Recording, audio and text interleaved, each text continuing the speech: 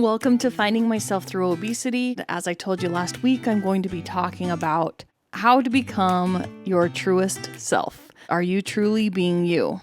It's a really deep question if you think about it. I mean, how do we even know if we're being our truest self or not? We're born into our families, and from our families, we learn who to be by watching the examples around us. We're influenced by our parents, our siblings, our teachers, our religion that we grow up in, society, our friends, and so much more. But I was realizing that when we are young, this is the way we learn to walk and talk. We would watch others, mimic them, and learn how to do the things that they do. And through that process, we also learned what is and is not acceptable behavior. We discovered that there are cues to stop and go just by seeing how others react to us. We would watch, listen, and do. And we have a deep need to be seen and noticed, to be loved and accepted. And this all works for us until one day we get hurt and we experience a moment where we feel like somebody didn't care about us or didn't respect us, and our little hearts become confused.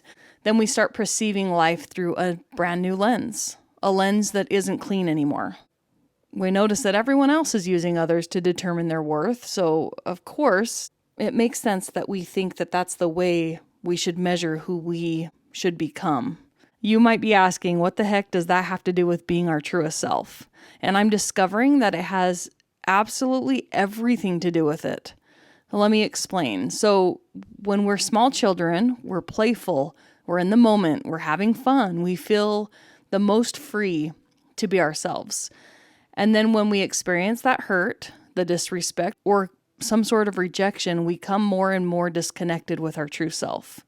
I was just thinking about my kids. So my youngest is 12 years old. His name is Ethan. When he was a little boy, he was seriously like the center of our whole family. He was so funny. He always loved dressing up in costumes. He would literally dress up in a costume every single day for, I swear it was like 4 or 5 years. And we loved it. He would either dress as Mario or Woody from Toy Story. And this little boy was so full of joy. He was such a character. I remember him wearing a Mario outfit everywhere. And we went to Costco one day and everyone would say, "Hi, Mario, hi, Mario." And he would just perk up and be so excited. And he looked at me and he said, "Mom, everybody knows me." And he was just so proud of himself. And he was just happy and carefree. And he was always talking to people, making them smile. And then it started to slow down. And then eventually it stopped altogether. He started to experience more fear. He started to be more aware of what others think of him. He started to get worried about how he looks to the world. And he changed. And now he's like a shell of that little boy he once was. He even talks about how embarrassed he is about how he used to be, which is so sad to me because he was just everything. And he doesn't see that because he looks at himself in this wounded lens like I was talking about. I've watched this happen to every single one of my kids. They turn a certain age and all of a sudden they're more aware of everyone else and less aware of themselves. And it happens to all of us, right? So this is where our healing starts. We need to heal these wounds so that we can learn who we are and have the courage to be who we are. I know I've mentioned this so many times, but I love the meditation by Sarah Blondin titled Loving and Listening to Yourself. I'm going to share a link in the show notes. If you haven't listened to it yet, take some time and listen to this. And once you listen to it, you will see exactly why we are experiencing this problem of feeling alone and looking to others for approval. As I was studying how to find your truest self, I came across a Tony Robbins post, and he shared steps that we can do to help us find our truest self. And I thought I would share a little bit about what he shared. First thing he said to do is to reflect on our story, because all of our actions and decisions reflect on a story that we tell ourselves. Just like I was saying earlier, we have these beliefs that were formed when we were young because we wanted to earn the love of our caretakers. And all the events and experiences that we had in our life since then influence the story we have now in adulthood. So reflection is the first step. You can use a journal to record how you became the person you are today, and you can also begin a meditation practice to really quiet your mind and dig deeper into who you really are. The second thing he said is determine your values. Don't make the mistake of believing your past is your story. As Tony always tells us, everybody's got a past, but the past does not equal the future unless you live there. I love that. No matter what's happened in your past, it's up to you to determine your values. Our values are our guiding light in the world.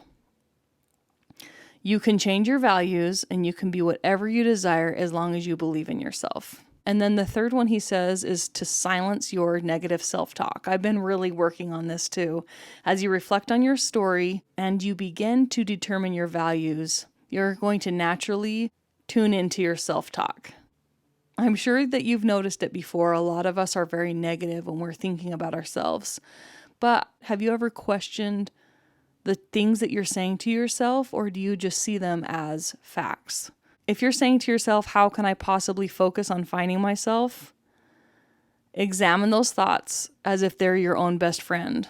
You probably would never let your friends talk to themselves that way. So once you recognize that you're having a thought you wouldn't say to your friend, then replace them with a more empowering thought.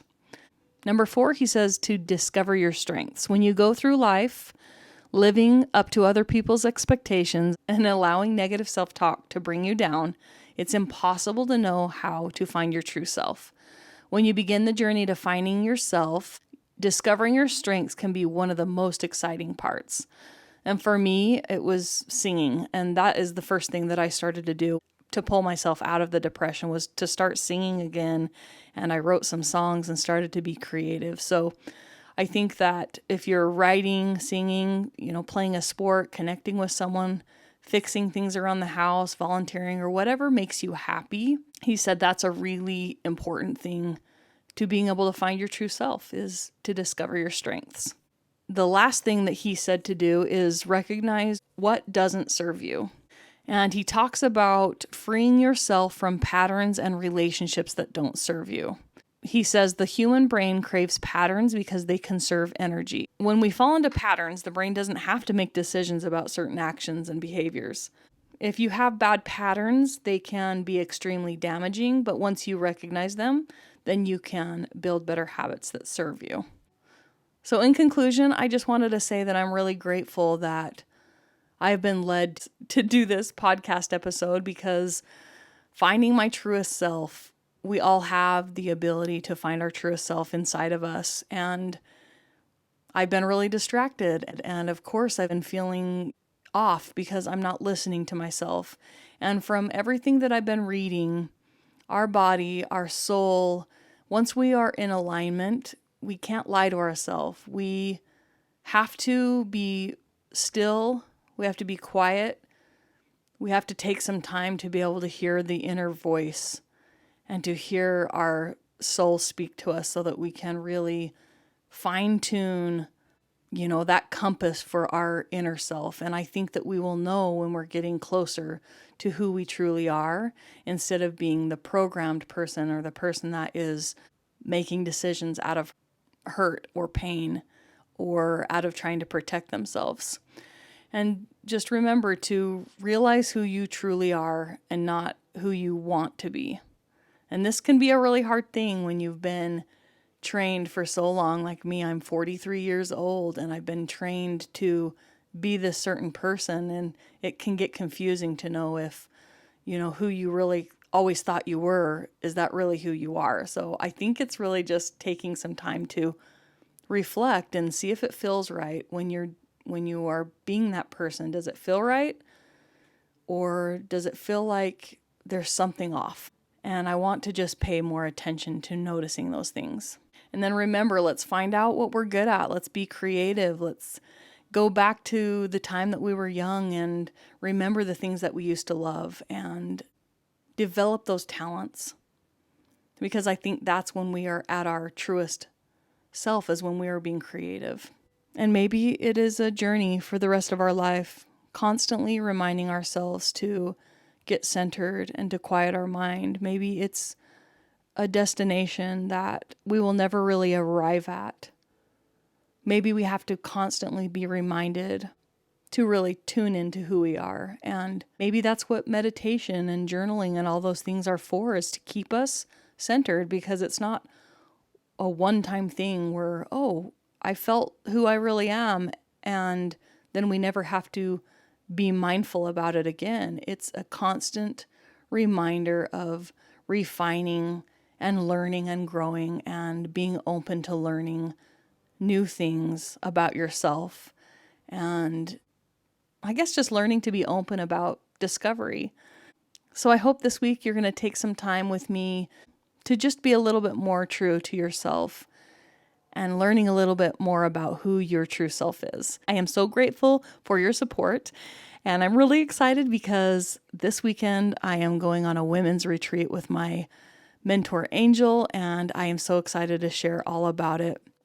Every single time I go to do something for myself with a group of women that are connecting and true to themselves, it's just an amazing experience, and I'm so excited to learn and grow this weekend. I feel like it is the perfect time for me, where I've been struggling the past couple of weeks, to really get that renewed excitement about who I am and learn and connect and grow and be with amazing women. So I'm so excited for that, and I can't wait to share it all with you next week.